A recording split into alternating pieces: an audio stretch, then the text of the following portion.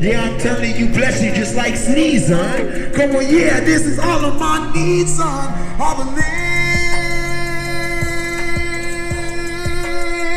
Just believe in myself. Just believe in yourself. Just believe in yourself. Just believe in yourself. I said, you gotta believe. Yeah, you are. Yeah. Just believe in yourself. Just believe in yourself. Just believe in yourself. Stigmatism in my soul. Yo, man, nigga got that motherfucking fed look, man. Nigga got that fed look, man. I got that fed look. Live TV.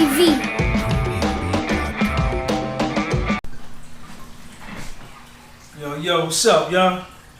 What's going on, man? Got some more federal prison stories to tell y'all, man. Y'all seem to like this shit. I don't know why motherfuckers like to hear stories about prison, man, but fuck it, if you want to hear it, I'm gonna tell it to you. Yo, please, I want to thank everybody that's come to the channel, man. Everybody new, old, thank you very much. I love y'all, I appreciate y'all, and I thank y'all for coming. This right here is my PSI. This is my paperwork. I don't want to show nobody's name, but when you catch a Fed case, you get what's known as a PSI, pre-sentence investigation report. And this is considered, you hear a lot of people in prison talk about your paperwork. This is what they're talking about. And in here, you're gonna find everything about somebody's case. If you want to know about somebody's federal case or even their state case, you could go online to www.pacer.com, PACER.com, public access records or some shit like that. And if you want to know anything about anybody's case, if they're a rat, they're a piece of shit, if they're cooperating, it'll be there. You can pull it down. I heard a lot of stories when I was in the joint about paperwork, and I was green. The bid I did was my first bid ever in prison. I had did some county jail time down in Atlanta and shit like that, but I had never did no prison time. So I wasn't familiar with the politics and the protocol of going to federal prison. And what I quickly learned when I got to FCI Morgantown was motherfuckers was interested in your paperwork, you know, and dudes would constantly be talking about paperwork. Dudes would whip out their paperwork and be like, here nigga, here go my shit, you understand? And in doing that, they're letting everybody who's within earshot know that their paperwork is straight, that they're not a rat, they didn't cooperate, they didn't sign a 302, they didn't sign a 5K1, that they're a stand-up man, and that carried weight in prison. If you was a stand-up man and you didn't cooperate, you wasn't a rat, you wasn't a piece of shit. And I heard it all the time. Niggas, you see niggas whipping out their paper. Nigga, here go my shit right here, nigga. Nigga, you hear, nigga, you want to read it? Here go my shit, here go my, you know. And I didn't have mine. And because I didn't know that I needed it. You know, I didn't know anything about the protocol of federal prison. And I later found out that the BOP, the Federal Bureau of Prisons, actually made it against the law for your family members on the outside to mail you in your paperwork, because niggas was pressing other dudes out so bad about their paperwork that it was causing a lot of friction on some compounds. Now, Morgantown was a low. It wasn't really enforced at Morgantown like some stories I heard from some niggas I met who had started out in the higher classification federal prisons, like a USP, United States Penitentiary, which is, you know, the highest security level. You know, you deal with motherfuckers who doing life, double life, 80 years, 50 years, 100 years, 200 years. And then you come down to the medium high, you know, motherfuckers doing a whole bunch of time, life. And then a medium, then you come down to a low, and then from a low to a camp. And obviously, these higher security prisons are more violent, they're more dangerous. There's a lot more going on, a lot more serious inmates, and there's a lot of contraband and shit being sold, drugs. And from what the stories told me, you know, the niggas told me, was that on some of these compounds, some of these prisons, as soon as you step foot on the compound, wherever you from, if you from Chicago or you from Denver, then niggas from the Denver car, cause in every federal prison, you're gonna find inmates from all over the world, all over the United States, all over the world. And what happens is that wherever you from, and they could tell where you from, the inmates could tell where you from your last 3 numbers in your registration number. That tells right where you from, or where you caught your case. And when they see them numbers, they're gonna ask you, yo, where you from? Oh, you from Denver? Oh, you from Texas? You from Dallas? Or you from New Orleans? You from Baltimore? And then wherever you from, the niggas in that car, because they all click together in that one, wherever city you from, they're gonna come to you and ask you for your paperwork. And what they wanna do is they wanna read your paperwork. It's called having a paperwork party. You give them your paperwork, they give you their paperwork, and you read theirs, they read yours, and the aim is to find out what you were charged with, you know. And you don't want to be a pedophile, and you don't want to be a rat. And I think rape is not looked upon very highly either, but definitely not a chomo. Chomo is short for child molester, they call them chomos. And you don't want to be a rat. And if in your paperwork it's in there that that's what the fuck you are, from what niggas told me, is that niggas from your car will then tell you that, yo, you can't stay on this compound. You understand? You gotta go check in, and you gotta tell the warden that you in fear for your life, and you gotta go to the hole, to the chute. And you know, that's pretty much how those higher classification prisons work. You know, they don't take kindly to that. And that's pretty fucked up, because when you go to the hole, they're gonna probably ship you to another prison with the same classification. If you got designated to a USP and you go to the hole, they're gonna send you to another USP, and you're gonna have to go through the same process of producing your paperwork.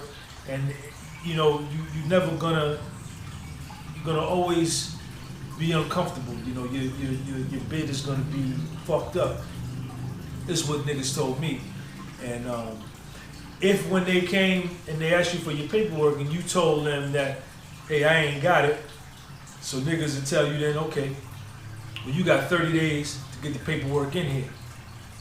You got 30 days to get the paperwork in, or else you're gonna have to go check it in. And for them next 30 days, when it's mail call, somebody from your car stands next to you at mail call and watches you receive your mail and watches you open every piece of mail, so that they can see, you know, if the paperwork is coming in or what other kind of paperwork is coming in. You understand? And you know, that was the stories I heard about them high classification prisons, man. And at Morgantown, it wasn't like that. Morgantown was a go-home spot. Mostly everybody there was short. I mean, you had to have under 10 years. If you was under 10 years, you could go to Morgantown. But you had a lot of dudes at Morgantown that started out in the USP, came to the medium, from medium high to the medium, down to Morgantown, and a lot of them brought those same customs down. And I didn't have my paperwork, man, and I remember calling my mother because niggas was kind of looking at me kind of funny and shit, you know what I'm saying? You ain't got your paperwork, you know what I'm saying? And I was telling niggas, because whenever they would crack out the paperwork, you know, they'd be talking loud, you know, about, yo, here go my paperwork right here. I said, well, look, man, I would say it loud so everybody would hear. So, man, listen, I ain't got my shit. I didn't know I had to bring it in there. If I would have knew, I would have brought it. You understand? And then I remember I was calling my mother, so like, yo, Ma, get my motherfucking PSI, because I gave her a copy before I left, and send my shit in here. And the niggas was telling me, like, yo, Sean, they not gonna, once that PSI get to the mail room, they gonna call you down there, and they either gonna give you a shot, put you in the shoe. You know, they outlawed that because of the whole, you know, extortion thing, if your paperwork is fucked up, or the violence done against you. So they kind of was against that. So, but I knew my paperwork is clean, man. This is my shit right here. Ain't no 5K1 in here. Ain't no 302 in there. Ain't no safety valve in there. As a matter of fact, I was the only nigga on my case. There was no other co-defendants. I was by myself on my whole case. And, you know, I remember,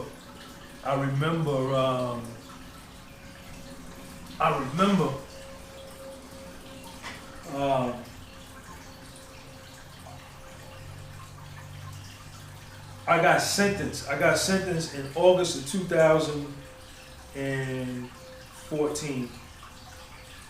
I got sentenced in August of 2014. And my self-surrender date was 60 days later. It was October 6, 2014. So I remember going to court. Me and Lil Sean went to court. Me and my son. My son was the only one who came to court with me. He was three years old at the time, 3.5. Me and him caught the PAP train from Jersey City to Newark. And he was the only motherfucker that came to court. Nobody even offered. No family, friends, nothing. Everybody leaves you. You catch a fair case, you can forget about it. You're going to find out who love you and who don't. Point blank and frank. Instantly. And I got sentenced. They sentenced me to 18 months in prison. My category level was category 1, and my category was category 1, and my level was level 15.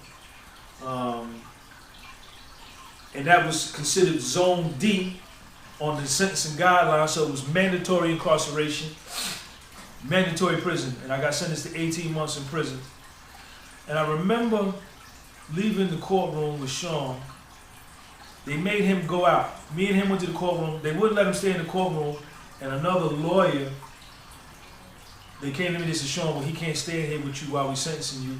We're going to have one of the other lawyers take him outside and keep him occupied while you get sentenced. And they did that. And I remember I got sentenced. And it was a fucking huge relief. When they told me I was going to prison, it was a huge relief. Because the most painful part of my federal case, and I heard a lot of other dudes share this, was like the not knowing what they're gonna do, the unknown. Am I going to prison? Am I gonna get home confinement? Am I gonna get probation? How much time am I gonna get? You know, that is the agony. That is where the pain comes in, the unknown, the fear of the unknown. And once I got my time, I felt a tremendous amount of peace. And me and Sean, we jumped on the train. I signed my own $100,000 what they call it, property bond or RO something kind of bond. But I didn't have to put up no property. because of my points wasn't that high. I wasn't a flight risk. And so I got sentenced. We went home. I felt relief.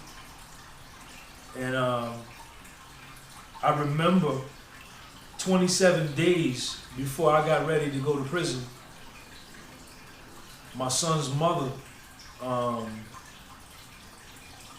she stole custody of my son from me. She took me to, she filed paperwork in Patterson for custody and child support from me. And up until that point, I had, Sean lived with me. He was on every one of my tax returns. She even lived with me, with her son. And her kids used to come by. And that shit hurt me so bad. That shit hurt me so bad that she did that.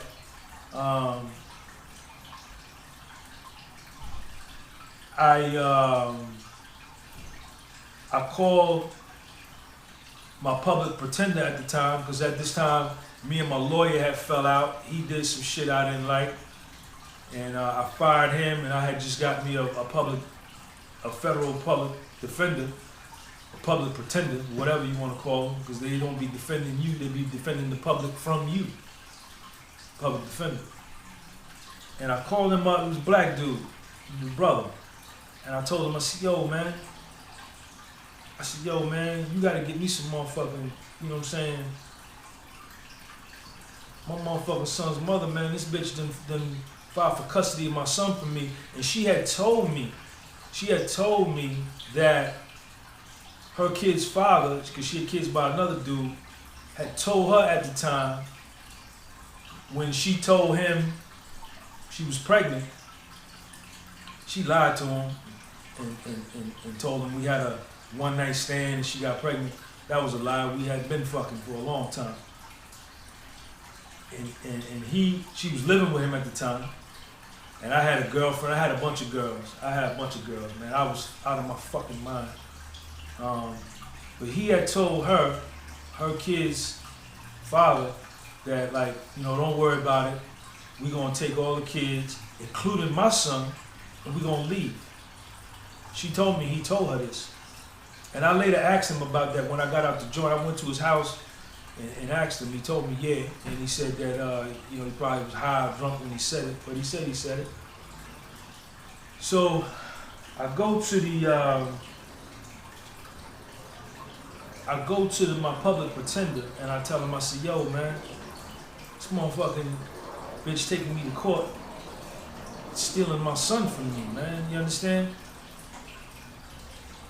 You gotta get me some home confinement or some probation, man. I can't go to prison. I gotta stay here and fight for my son. And that motherfucker looked at me, man. He told me, he's a Sean. He said, the only way is I can get you 2 points knocked off I can get you a 2-point reduction that'll get you from a category 1 level 15 to a category 1 level 13 zone C, which is not mandatory incarceration, which you can probably get a combination of home confinement or just straight probation, and this way you can stay out and fight for your son. But the only way I can do that is you gotta sign 5K1. You gotta agree to cooperate. You gotta become a confidential informant. I said, 5K1, cooperate? What you mean? He says, you know, you could turn in some of your clients. You know, if we need you to, if we're investigating somebody, if we need you to go in and wear a wire or wear a camera or do something for us, you have to do that for us. And for that, you know, we can keep you out of prison, you know. He said, potentially, we could present it to the judge, we let the judge know that you provided assistance, and then, you know, it's really up to the judge whether they send you to prison or not. Because with the feds, you can cooperate and tell, and them motherfuckers still send you to prison with fucked up paperwork. Like they did Michael Cohen with the Trump shit. He got problems when he get up there to Otisville where he going. Them niggas gonna be waiting on him. And that's what he told me, man. And I said, man, turn in my clients and wear wires. I said, man, you know, that was something I wasn't gonna be able to do. And I didn't do it. And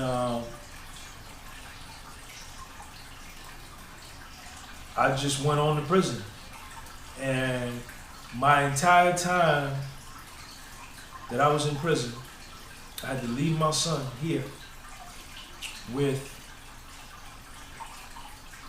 a woman, his mother, who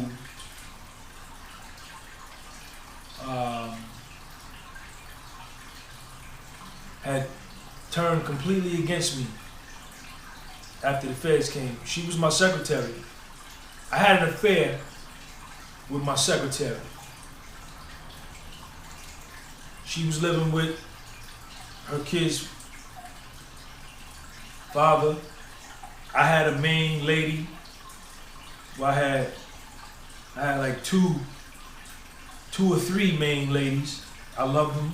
I had like 2 or 3 main ladies, and then I had probably like about 3 or 4 other women that I was dealing with at the same time.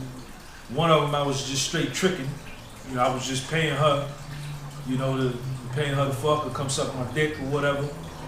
And I had another one who had financial problems, and I used to help her with car insurance and bills and shit. You know, in exchange for that, you know, I would get sexual favors. And then a couple of the other ones, you know, we was just fucking. You know, they liked me, I liked them. You know, I was a fucked up person, man. You know what I was doing. What I was doing was exploiting these women.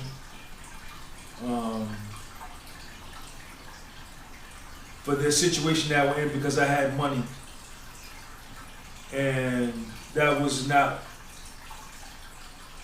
right. I was wrong for that. And but when you got a lot of money, man, well, what a lot of money did to me the first go around, your ego, my ego and my power trip, I just felt I felt like whatever I wanted I could buy. I was a millionaire, so like whatever I wanted, if I wanted you to do something for me, I would pay you. If I wanted, you know, with money you could get motherfuckers to move. You can make motherfuckers move. Men or women, you know what I'm saying? You can make the nigga do something for you. You can make a motherfucker do what you want them to do with money. And I learned that, and I did that, and I abused that. And I was a horrible person for that. You know, and that was one of the things I learned about myself with money. And so, but like I say, I had to leave my son with his mother, who was still with her kid's father, who had told her that don't worry about it, we're gonna take all the kids and we're gonna leave. And the feds told me, I think all that shit, I think they fucking like, I think they were all working together, because his mother is not in my PSI. His mother is not in my PSI, and she worked for me. She made all my appointments. She did my QuickBooks. So we had a business relationship, and we had a personal relationship. And I asked her a bunch of times, man, did the feds ever talk to you? And she always told me no. And I never believed her. And it wasn't until I got to the joint and told niggas the stories, and motherfuckers, just about everybody was uniform across the board, was like, yo, they spoke to her, man, you know. And even the other girl that I was with for 9 years, she's not in my PSI. So, you know, I think both of them motherfuckers probably worked with them against me, man. But that don't matter. I mean, it used to bother me, but it don't really bother me too much no more. But it just goes to show that motherfuckers, you know, you on your own out here. You on your own out here. So anyway, I had to go to prison and do my time. I had to either cooperate, sign a 5K1, agree to cooperate, and fuck other people's lives up, like my life got fucked up, and stay out here and fight for my son. But I chose not to do that, because what was important to me was my name and my integrity. And I'm known all over North Jersey. I'm known all over all over the world. I'm known in Africa. I'm known all over the world, man. Caribbean, West Coast, East Coast, Africa, South America. And I got a good fucking name, man. You understand? And the first thing I thought about, that my son got my name. I'm Sean Xavier Gunby Sr., he's Sean Xavier Gunby Jr., and ain't nobody never in this life gonna be able to go to him and tell him, your daddy is a rep. That wasn't gonna happen. So I had to take the chance of them leaving with him rather than cooperate. I wasn't gonna do that. I didn't do that. But I knew that I knew that this world would come to an end. If they did abscond and leave and take my son somewhere and I didn't know, I would hunt them down. I would find them. I would find my son. I had no doubt about that. So it wasn't nowhere they could go on this planet and not be found by me, and me not find my son. So I said, Rashawn, nigga, you just got to go. And I went to prison. I chose to go to prison. I wasn't gonna do that. And you know, that's the underbelly. That's the other side of federal prison, man. Getting investigated by the Fed. A lot of these rap motherfuckers, they talk about, you know, all they talk about out their mouth is Fed this and Fed that, and yeah, going to the Feds is a strike. You do get a strike for that, you know, from a street perspective, from a street respect perspective. Motherfuckers and niggas on the street, you know, criminals, gangsters, anybody that's into that street life, they find out you've been to the Feds, your paperwork clean, it's a strike, you know. But there's another side to that Fed shit, which is what I'm sharing with you, that's very painful. That's very painful. My Fed case destroyed my mother. I think motherfuckers told on me, you know. Motherfuckers cooperated against me. Motherfuckers told on me, and it used to bother me, but you know, it don't really bother me no more. I thank them for it, man, because I'm glad that the Feds came and got me when they did, when my loss amount was only $84,000. If they would have let me ride out for another 6-7 years and then ran down on me and my loss amount would have been maybe $1 million, then I would have been looking at like, and I caught my Fed case at 42. I was 42 years old when I caught my Fed case. So if I go another 6-7 years and I'm 49, and then they run down on me and my loss amount is $1 million or $2 million, and I get 10 years, now I'm going from 50 to 60, I don't get to raise my son. You know, so it actually did me a favor. But ultimately, what happened to me getting investigated, me getting indicted, even if a motherfucker did tell on me, you piece of shit, even if a motherfucker did tell on me, it was still my fault. I still willfully broke the law. I still allowed greed to infect me and make me do things to break the law. So it was all my fault. And the nigga, my nigga Chip told me, he said, man, well, you put yourself in a position to be told on. Yeah, motherfucker told on you, but you put yourself in a position to be told on. Like now, the way I live my life, you can tell whatever you want. I'm not doing nothing wrong. I'm not doing nothing illegal. I'm not going back to prison. Prison is some sucker shit. So I'm grateful for what happened to me. I'm grateful for the timing. I went to the joint. Sean was 3.5. When I got out, he was 5. He didn't even really know. He just knew daddy was gone. He don't even remember that shit now, you know? And I'm back. And as soon as I got out the joint, I stepped right back into his life, you understand? Made my presence felt and let it be known around the world that this is my son and I'm running this shit. To his mother, to anybody on the planet. Sun, Moon, Stars gave him to me. There's only one person ahead of me as far as Sean Xavier Gunby Jr. is concerned, and that's the universe and that's God. And God gave him to me, so I'm the motherfucking nigga in charge over everybody. But